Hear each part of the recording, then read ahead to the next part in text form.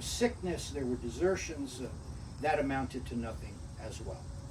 So here sat the British digging in. They were here by then, of course, long before then, creating elements of this fortification at the time.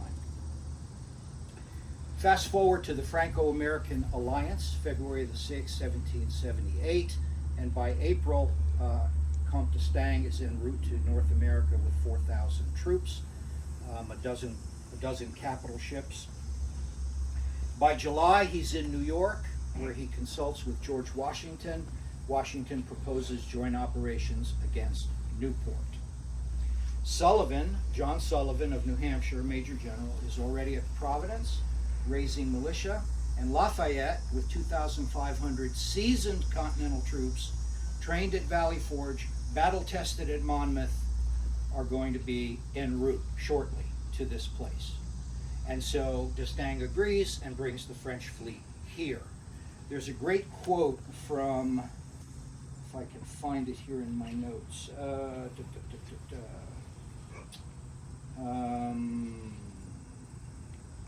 about the French fleet sailing into the harbor here. Just bear with me; it's worth reading.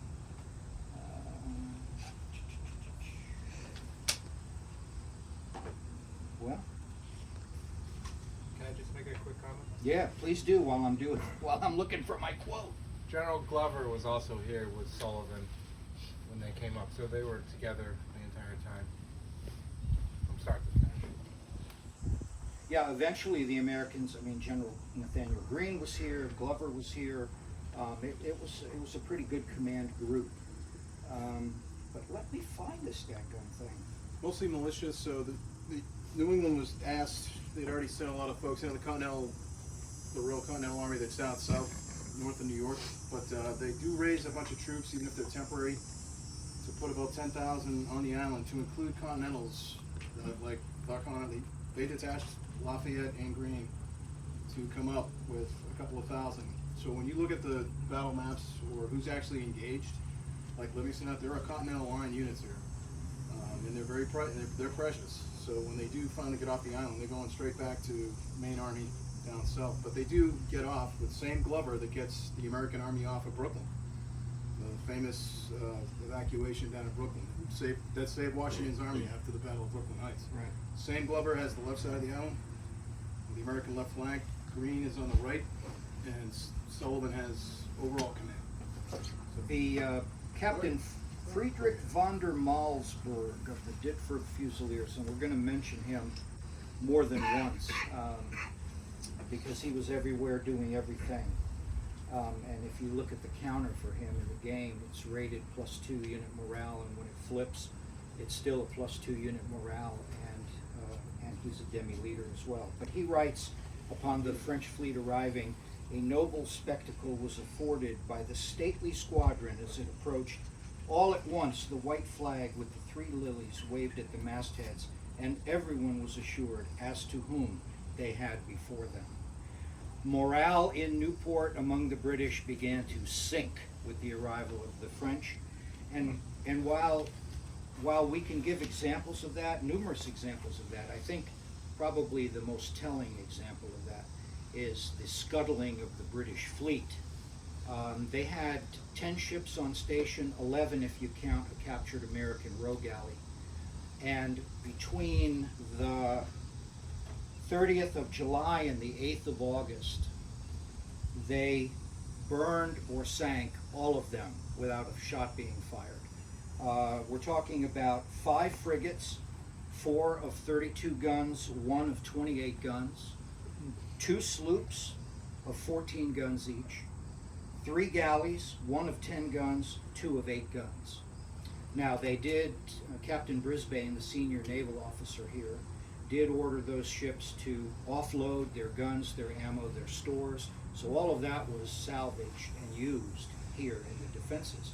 But the vessels themselves were scuttled.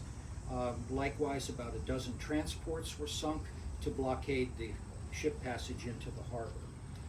It's a dark day in the history of the Royal Navy, not a single shot being fired in their defense. quick interjection. You'll be at the Naval War College Museum later. today. If you haven't been in there, there's in the Revolutionary War section, which is right on the first floor, there's a map. It's a ginormous map of the period that the British made, and it actually names names on which ships went down, where they sunk their own ships, like A, B, C, D, E, F, G on both sides of the island. That's pretty cool from the period with like Death Sounding and stuff. We're actually going to be playing, those of you that are going to be playing in the heats, in the tournament heats, will be playing in that room among the exhibits, which will be really cool. And make your move, lift your head, look at the map. How cool is that? That's terrific. So Pigot now gets busy improving these defenses. Again, we're looking at the Newport side of the map here, and the outer arc from thank you so much, from Coddington Cove and Tonomy Hill, all the way across Bliss Hill, some high ground, and all the way around here to Green End. 5 redoubts, abattis in front of the entire position, and some high ground. Then, of course, the inner line, trenches, batteries, redoubts, and so forth. About 5,700, maybe a little over 5,700 troops. The Americans, in the meantime, they deploy as well in a facing arc across in front. Now, the battle plan that Sullivan and D'Estaing concocted was for a simultaneous landing.